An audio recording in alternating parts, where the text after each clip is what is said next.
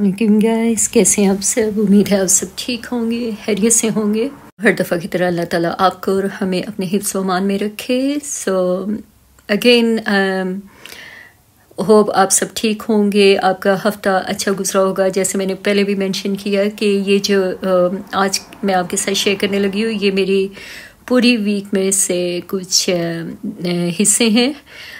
कुछ दिन हैं आई वुड से, क्योंकि ड्यूरिंग द वीक पता है आपको बताया था काम की वजह से इतना टाइम नहीं होता, तो जो कुछ थोड़ा बहुत है वो अपनी लाइफ का मैं थोड़ा कैप्चर कर देती हूँ और आपके साथ शेयर कर लेते हैं। कभी ठंडा कभी गर्म, तो घर में सारे बीमार, कभी एक ख़त्म हुआ तो दूसरा, बस इसी तरह वीक पूरी गुजरी, काम भी नहीं किया और वीक भी ख़त्म हो गई। तो ये कुछ इनकी रेसिपी हैं जिन दिनों में मैं काम कर रही थी, उन दिनों में मतलब काम से आए तो ये फिर जल्दी वाला मील रेडी करना होता है डिनर के लिए, तो उसमें बस लगी थी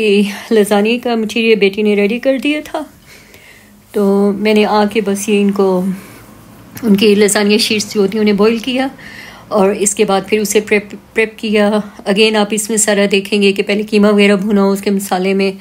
अलग, या आपकी मर्ज़ी है कि आपने क्या क्या डालना है। मैं उसमें लसानिया सॉस भी डालती हूँ और फिर बाद में वाइट सॉस भी डालती हूँ। इतना टाइम नहीं था कि मतलब खुद घर में बनाती, तो ये बनी बनाई मिलती उनको बस डाल के तो प्रेप किया, शीटें डाली और फिर उसके ऊपर, तो वो आप सारा देखते जाएंगे। तो जाते हैं अपने थंबनेल की तरफ। तो अगेन देखती मैं सबको, लेकिन पलविशा जी को देख के जब मैं इस एपिसोड को देख रही थी जिसमें वो मारिया बी के कपड़े दिखा रही थी, तो आप यकीन करें जो उनके चेहरे पे मुस्कुराहट थी ना, मुझे वो बड़ी अच्छी लगी। उसकी वजह ये थी कि इंसान चाहे कितना भी पैसे वाला हो जाए या चाहे कितना भी मतलब इतने पैसे ना हो या हालात ठीक ना हो, जब आपको किसी से गिफ्ट मिलता है ना,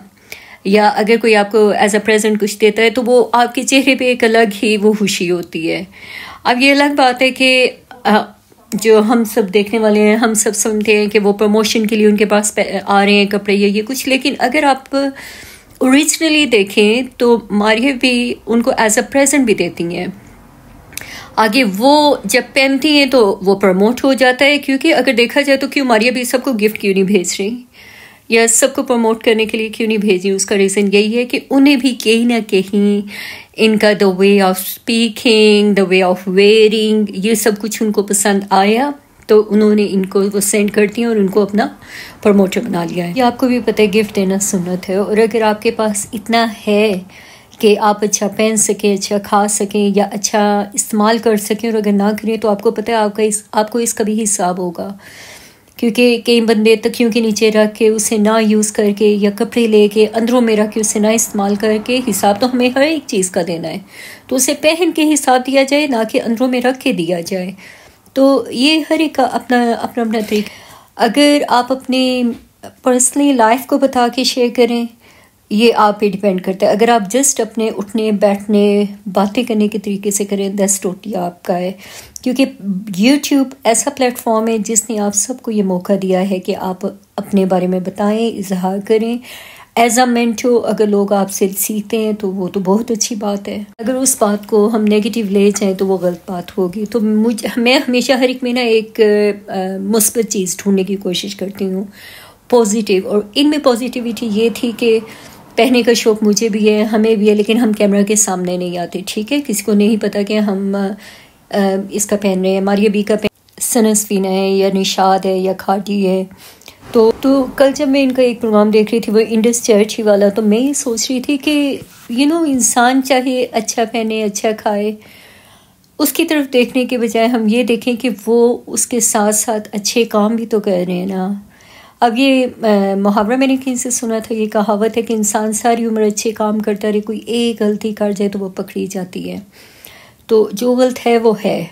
गलत का साथ देना वो भी बुरी बात है, और अच्छाई को बुरा कहना वो भी बुरी बात है। अब जैसे मुझे याद है पिछले दिनों में, बल्कि रिएक्शन वालों के भी ना, उनके कई की बातें बहुत ज़्यादा अच्छी हैं, मैं उन पर भी बात करूँगी, लेकिन आज नहीं। उनका मैंने बल्कि आई थिंक जो शगुफ्ता एजाज़ की बेटी हैं अनाया के बारे में वो बात कर रही थी, जो कि वाकई 100% ठीक है कि जब एक चीज़ ना महरम के लिए है, वो गलत है तो वो गलत है। اب اس بات کو تو میں مانتی ہوں، لیکن اگر آپ پلوشا جی کو دیکھا جائے تو کبھی آج ابھی تک ان کو کبھی کسی غلط یا خراب کپڑوں میں نہیں دیکھا گیا. بہت اچھا اپنے آپ کو نا ریپرزینٹ کرتی ہیں، وچ از گڈ، جو کہ ہم سب کے لیے نا، جیسے میں نے ابھی